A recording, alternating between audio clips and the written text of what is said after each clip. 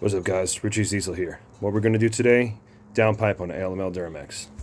We're going to put this 304 stainless steel downpipe from PPE in a 2013 Denali with an LML Duramax. So 11 through 14s, or 11 through early 15s rather, have a V-band style front pipe clamp to downpipe flange. The ones later have the 3-bolt flange around here, but if you've got a V-band, make sure you check that before you order, especially if yours is a 2015. 2015 was a split year. So it's very tight as you can see. But right up here, this is your 9th injector, your hydrocarbon injector. That's got to come out, the V-band's got to come off, and we got to take some sensors off the top. Obviously a few things have been removed, including the heat shields, the resonator. EGR cooler is not in the way at this time, but if you look in the back, there's your knock sensor and your thermocoupler. Both of those need to come out before you can get it down through the back of this engine. And a knock sensor is mounted over here on the firewall, driver's side. Now it is a 22 millimeter, but you need to get yourself one of these special sockets. This one here is from Lyle. It is it's a split socket, so you can get it over the cable down onto the sensor in the back there. Just like that. You put your ratchet in there, or your 1/2-inch extension in there, and you can break it loose. This one is broke loose right now.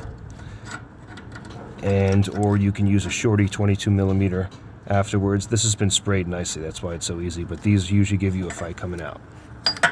The other one on the top, the thermocoupler here, this is 17 millimeter. This has also been broke loose, but the sensor itself is stuck inside of the downpipe at this time. Alright, so they both came out. This one came out and broke. This is the thermocoupler. The bottom part of it's still broken off inside of the stock downpipe. Next, you're going to need a long 11 millimeter socket to get to the V-band here, which I've gone and loosened. You'll break this loose, and you got to get the bottom one. So once you get your bottom clamp loose, you give it a tap with a hammer right around here, right around the back over here, and they usually pop right off. You get your front pipe down, and you got to get this one. This is a very strange thread, so be careful if you strip this out. You're going to want to put a through bolt through there. I don't remember what the thread pitch is on this one, but it's not something that you can find normally at a hardware store or anything like that.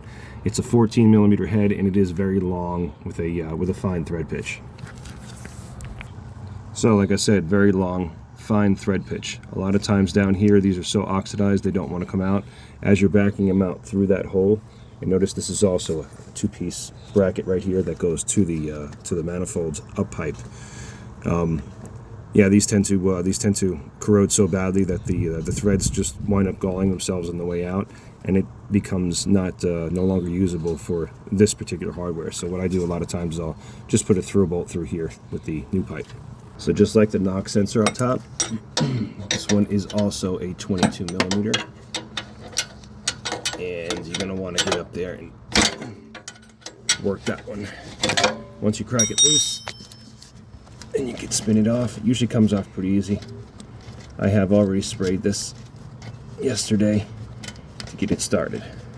So the very end of this injector is on a cable, like a braided hose. So it is somewhat flexible, and then you can just pull it out of the way. It's not on a hard line. Just tuck it up to the top here for the time being, and then we can get our pipe out.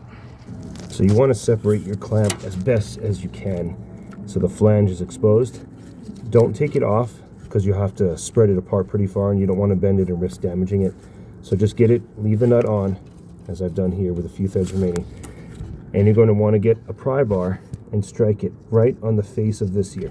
Now again, we're replacing this pipe, so it doesn't really matter if we damage it, but if you were going to reuse it, hitting it here normally doesn't damage the pipe. Sometimes they give you a big fight depending upon what the mileage is and what the soot buildup on the inside of this flange is, because this downpipe goes inside the rear housing of the turbocharger, the exducer here. And it tends to fuse itself there pretty well, so it puts up a good fight, but let's see how this one does.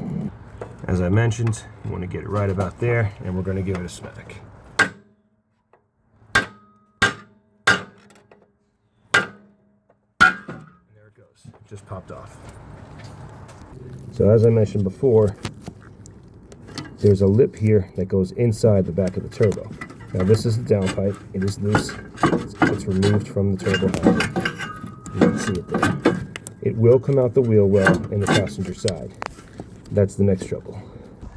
So I got the downpipe down to this part here. As you can see, it's snagged on the riser for the EGR up top there.